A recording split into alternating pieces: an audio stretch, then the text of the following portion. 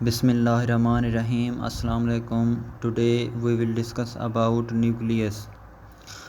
तो न्यूक्लियस जो है ये एक डबल मेम्ब्रेन ऑर्गेनेली है जो कि फाउंड की जाती है यूकैरियोटिक सेल में। ये जो है लार्जेस्ट ऑर्गेनेली है जो कि मतलब इसका जो फंक्शन है वो है कि ये कंट्रोल सेंटर है सेलुलर एक्टिविटीज़ का। तो ये जो है स्टोर हाउस है सेल मतलब डीएनए का। By the structure the nucleus is dark. ये जो है मतलब स्ट्रक्चर के लिहाज से अगर हम इसे देखें तो ये डार्क है, राउंड है, surrounded by a nuclear membrane. Nuclear membrane से है ये जो है मतलब सराउंड किया हुआ है।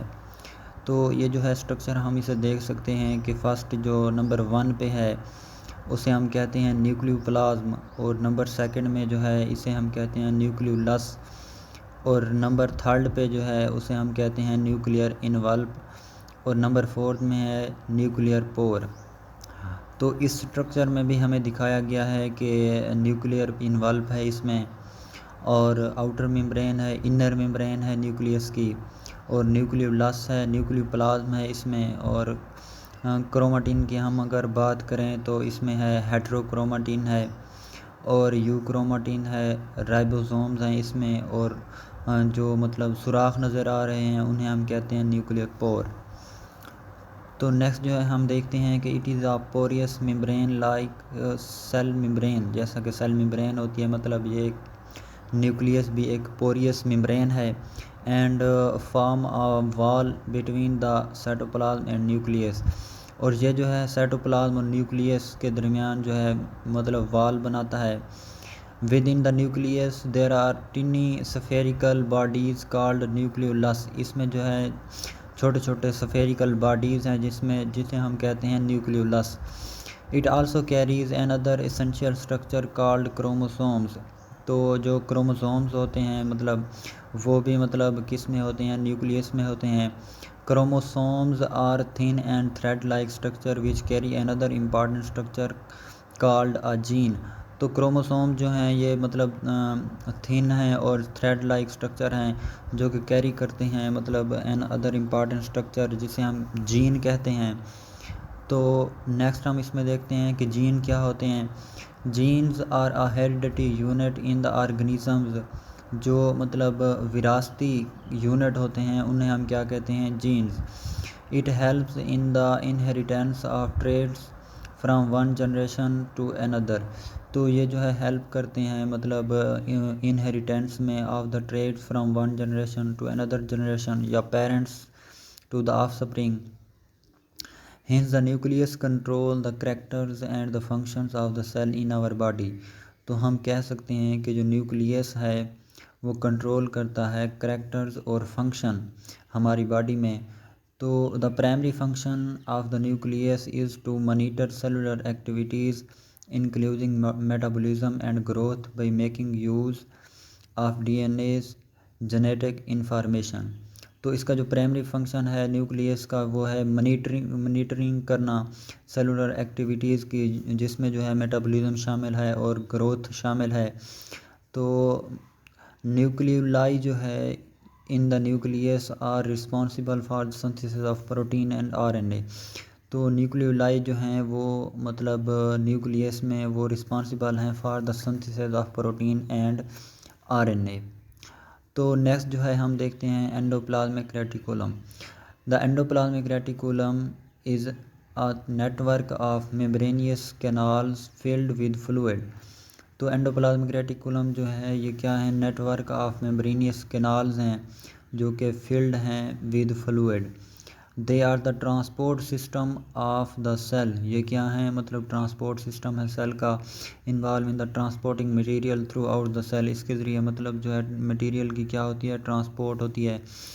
तो इसमें जो है नेक्स्ट हम देखते हैं कि इसकी जो है 2 टाइप्स होती हैं, rough endoplasmic reticulum and smooth endoplasmic reticulum. तो रफ एंडोप्लाज्मिक रेटिकुलम कौन से होते हैं, they are composed of cisternae tubules and vesicles which are found throughout the cell and are involved with protein manufacture।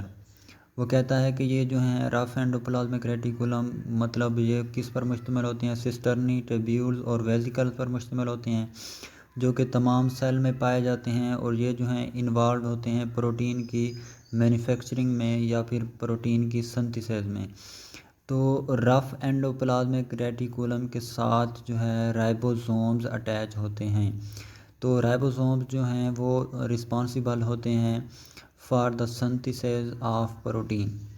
तो हम कह सकते हैं कि इन्हें हम रफ़ इसलिए कहते हैं क्योंकि इनके साथ जो है वो राइबोसोम्स अटैच होते हैं।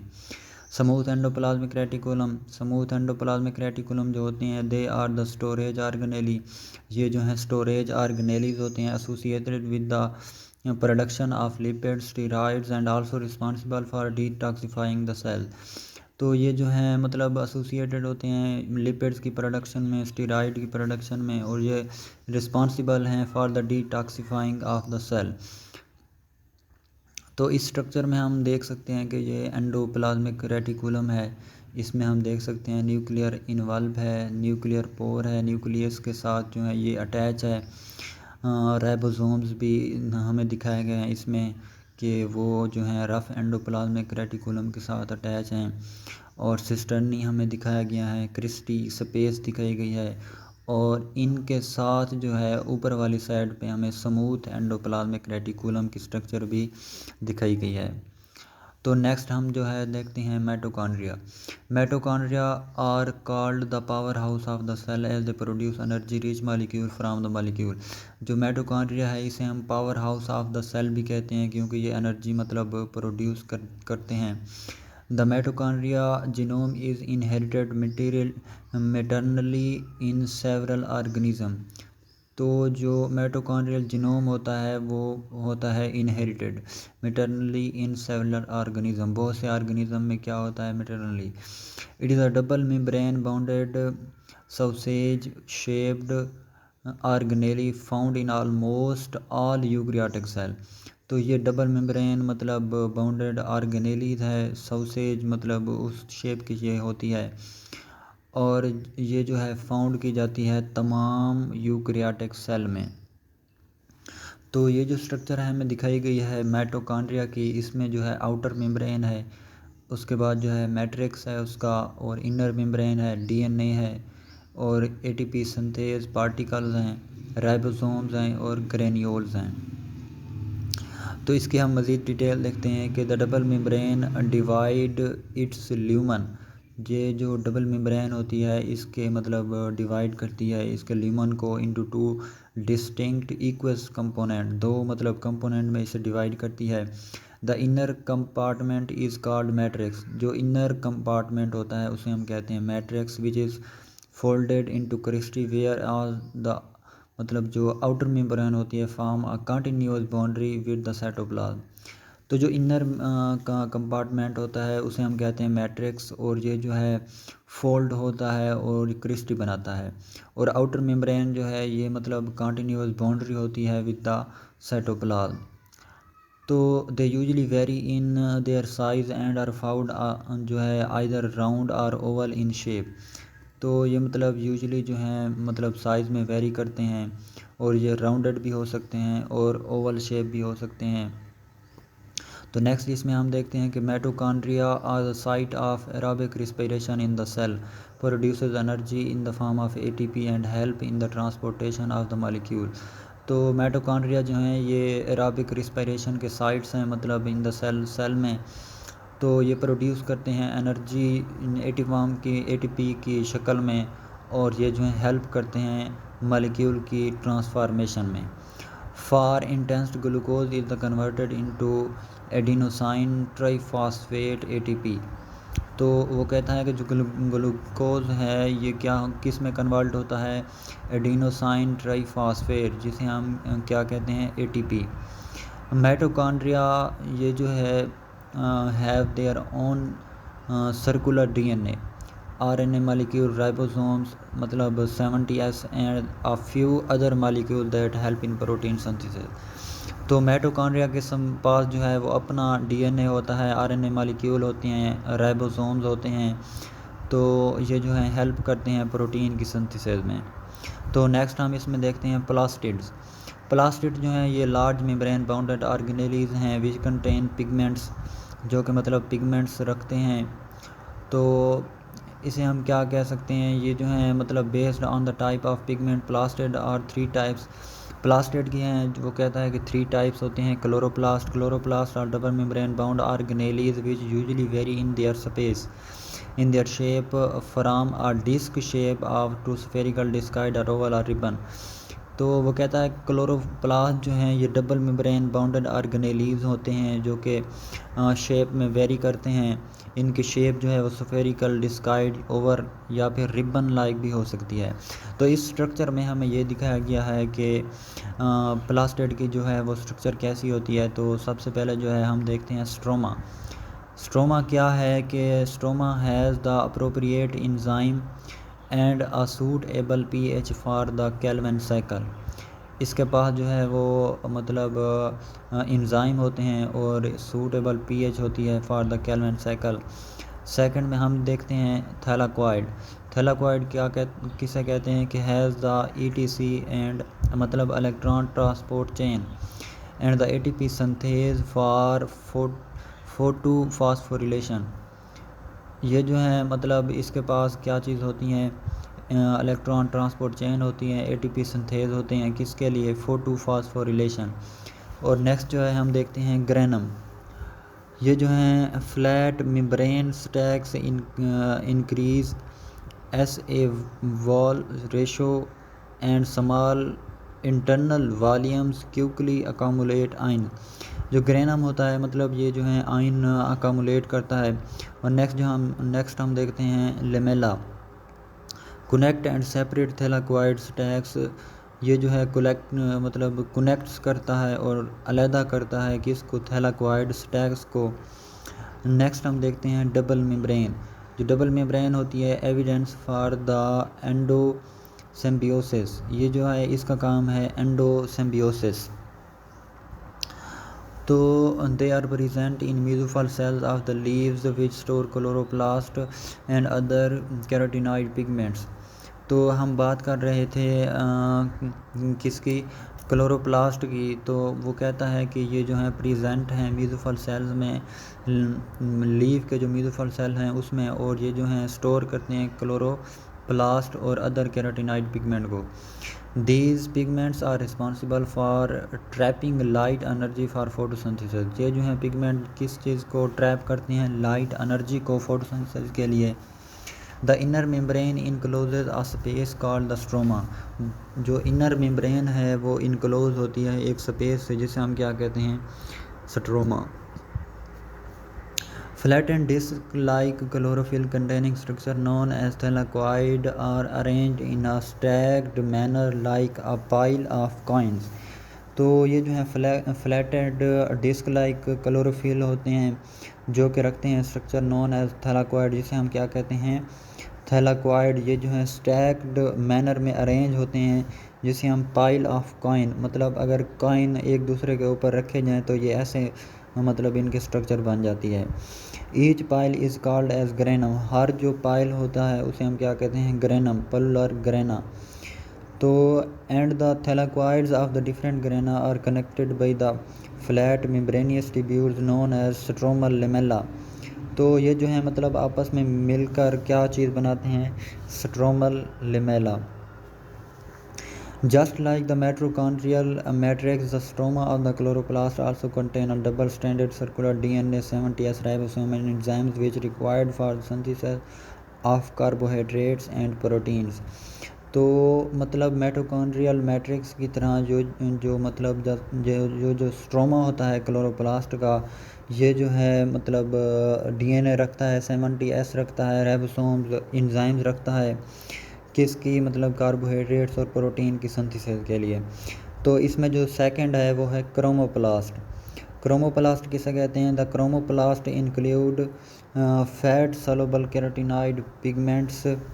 इसमें जो है मतलब fat soluble carotenoid pigments include हैं लाइक ज़ेंथोफिल, कैरोटीन वगैरह, और which provide the plants with their characteristic colour yellow, orange, red. ये जो है मतलब उन्हें प्रोवाइड करते हैं करेक्टरिस्टिक कलर, जैसा कि येलो है, ऑरेंज है, रेड है।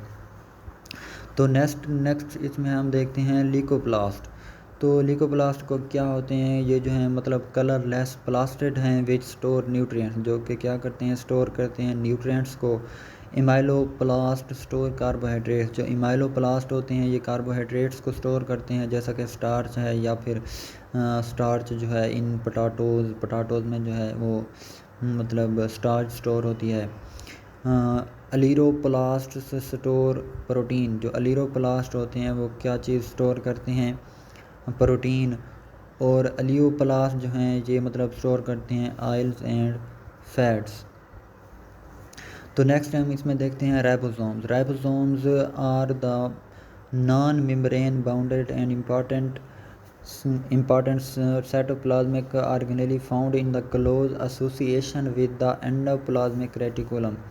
तो राइबोसोम्स क्या होते हैं, राइबोसोम्स नॉन मेम्ब्रेन बाउंडेड मतलब ये भी मतलब ऑर्गेनेली हैं और ये जो हैं क्लोज होते हैं, एसोसिएशन इसका जो है किसके साथ होता है, एंडोप्लाज्मिक रेटिकुलम। मतलब कि हम कह सकते हैं कि जो इसका एसोसिएशन होता है वो रफ एंडोप्लाज्मिक रेटिकुलम के साथ होता है। Ribosomes are found in the form of tiny particle in a large number of the cells and are mainly composed of 2/3 of RNA and 1/3 of protein। तो राइबोसोम जो हैं ये जो हैं टीनी पार्टिकल की शक्ल में पाए जाते हैं और नंबर जो होते हैं सेल्स में ये मेनली मुश्तमिल होते हैं मतलब 2/3 ऑफ RNA या फिर 1/3 ऑफ प्रोटीन।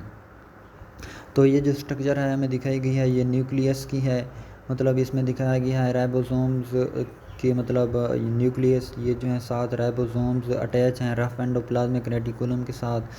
और तो नेक्स्ट हम इसमें देखते हैं कि they are named as the 70s found in the prokaryotes and 80s found in the eukaryotes. तो जो राइबोसोम्स होते हैं प्रोकैरियोट्स के वो 70s होते हैं और जो राइबोसोम्स होते हैं यूकैरियोट्स के वो होते हैं 80s के। The letter S refers to the density and the size known as the Svedberg unit। तो जो लेटर S है इसे हम कहते हैं डेंसिटी और ये जो है डेंसिटी और साइज़ जिसे हम क्या कहते हैं, Svedberg unit. Both 70s and 80s ribosomes are composed of 2 सब यूनिट। इसके जो हैं मतलब 2 सब यूनिट होते हैं 70 और 80s के। राइबोसोम्स आर आइदर इनकम्पास्ड, ये जो हैं मतलब इनकम्पास्ड भी हो सकते हैं और मतलब ये जो हैं freely traced in the cells cytoplasm. ये जो हैं इनकम्पास्ड भी हो सकते हैं मतलब एंडोप्लाज्मिक रेटिकुलम के साथ, या फिर ये जो हैं फ्रीली भी हो सकते हैं सेल साइटोप्लाज्म में।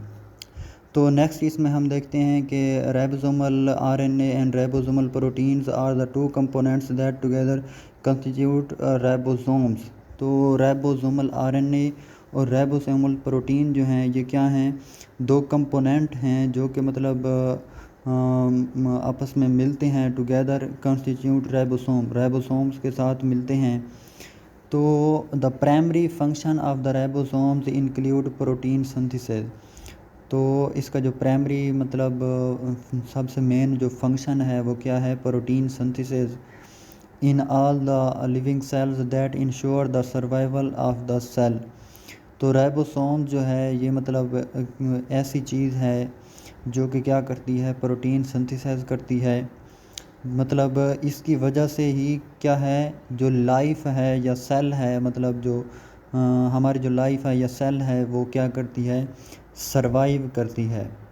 मतलब इसके कहने का मतलब है जो प्रोटीन है ये मतलब बहुत ही इम्पॉर्टेंट है किसके लिए, सेल के लिए।